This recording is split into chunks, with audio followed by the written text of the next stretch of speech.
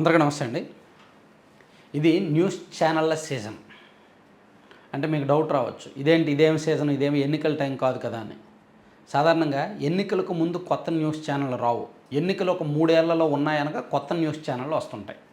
ఎందుకంటే ఒక సంవత్సరంన్నర పాటు ఆ ఛానల్ జనంలోకి వెళ్ళడానికి, గ్రోత్ అవ్వడానికి, నడవడానికి కొంత టైం తీసుకుంటారు. ఆ తర్వాత ఎన్నికలకు ఒక సంవత్సరంన్నర ముందు మేము ఉన్నాము, మాకు నెట్వర్క్ ఉంది, మేము ఒక పెద్ద మీడియా సంస్థ అని చెప్పుకొని బిజినెస్ చేసుకోవడానికి, కమర్షియల్గా సక్సెస్ అవ్వడానికి అది మంచి టైం. సో ఎన్నికలకు 1 ఇయర్ ముందో 1.5 ఇయర్ ముందో ఛానళ్ళు పెట్టరు. సాధారణంగా ఎన్నికలకు 3 ఏళ్ల ముందే పెడుతుంటారు ఏ ఛానల్ అయినా సరే. సో ఇది ఆ రకంగా మంచి సీజన్. సో ఇప్పుడు నిజానికి కొత్త న్యూస్ ఛానళ్ళకి పర్మిషన్స్ రావట్లేదు. దాదాపుగా ఇంపాసిబుల్, అసాధ్యం.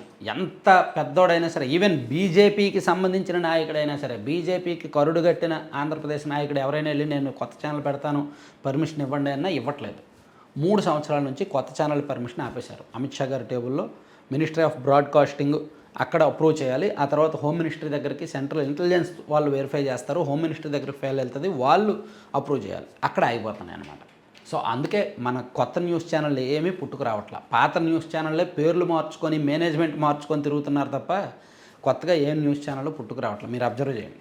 డిజిటల్గా చాలా న్యూస్ ఛానల్ రావచ్చు. డిజిటల్ ఎంతసేపు ఒక జీమెయిల్ ఐడి క్రియేట్ చేసి ఒక యూట్యూబ్ ఛానల్ పెట్టయితే అయిపోద్ది అంతే. డిజిటల్గా న్యూస్ ఛానల్ క్రియేట్ చేయడం పెద్ద కథ ఏమీ కాదు, పెద్ద విషయం ఏమీ కాదు.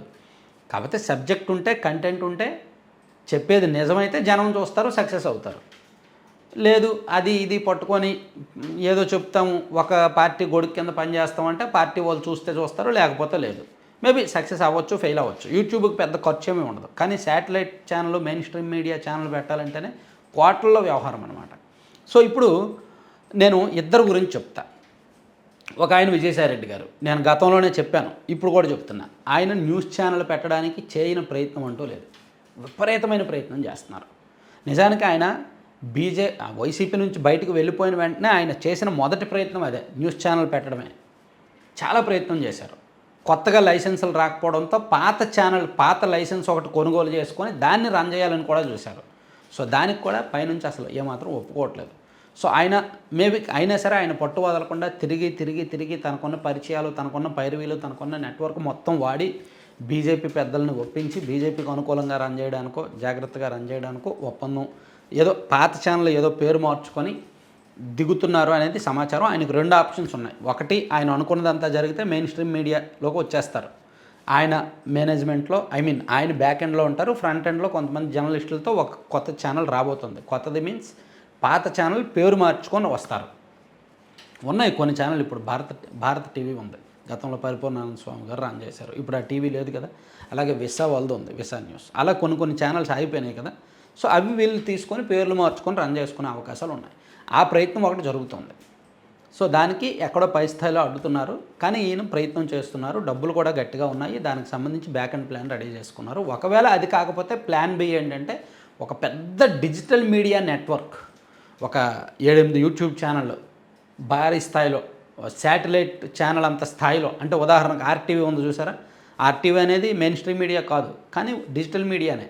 కానీ మెయిన్ స్ట్రీమ్ మీడియా తరహాలోనే డిబేట్లు ఉంటాయి, స్పాట్ న్యూస్లు ఉంటాయి, చాలా గట్టిగా ఉంటుంది. అలాగే ఇవి రన్ అవుతున్నాయి అన్నమాట. సో ఇప్పుడు వాళ్ళ ప్లానింగ్ అది అలా ఉంది. ప్లాన్ ఏంటంటే main stream, plan B digital media గట్టిగా వెళ్దాం అనేది. అది విజయసాయిరెడ్డి గారు ఆల్రెడీ ప్లాన్ చేస్తారు, టీం అది సెట్ చేసుకున్నారు.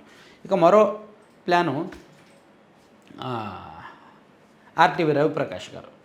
ఈయన కూడా మెయిన్ స్ట్రీమ్ మీడియా పర్మిషన్స్ తెచ్చుకోవడానికి మ్యాక్సిమం ట్రై చేశారు. శాటిలైట్ పర్మిషన్స్ కోసం మ్యాక్సిమం ట్రై చేశారు ఆర్టీవీ.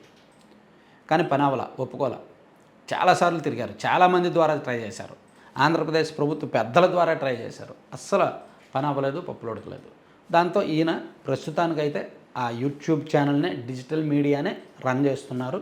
ఆ గాసిప్స్ అవి ఇవి నమ్ముకుంటూ వాళ్ళు గాసిప్స్, ఫేక్ హెడ్డింగ్లు, పనికిమాలిన థంబ్నెయిల్స్, స్పైసీ మసాలా థంబ్నెయిల్స్ నమ్ముకుంటూ ఛానల్ రన్ చేస్తున్నారు అనమాట.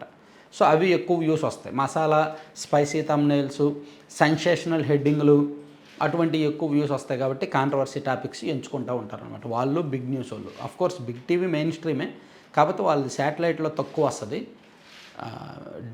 యూట్యూబ్లోనే ఎక్కువ ఉంటుంది ఆ ఛానల్ కూడా.